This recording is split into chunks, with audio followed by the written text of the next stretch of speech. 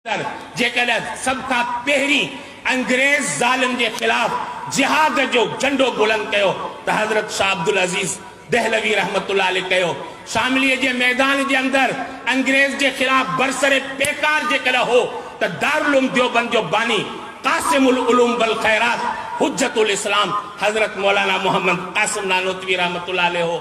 जेकर माल्टा जे दरो दीवारन का पुछंदे तो उहे तोखे ॿुधाईंदा त शेखुल हिंद महमूदुल हसन देवबंदी रहमतुल्लाह अलैह हिन जेल के अंदर आयो हो। जेकर कराची वाले जेलन का पुछंदे इंडिया वाले जेलन का पुछंदे तो उहे तोखे ॿुधाईंदा त शेखुल अरब वल अजम सैयद हुसैन अहमद मदनी रहमतुल्लाह अलैह हिते आयो हो।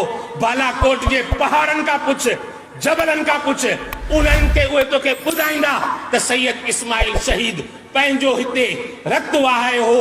खत्म नबूवत के सिलसिले में इन दीन मतीन के सिलसिले में इंशाअल्लाहुल अजीम अज ही इस्माइल कासमी तव्हां सां वाइदो तो करे त खत्म नबूवत के लाइ ऐं पंहिंजी जान कुर्बान करण में देर कई।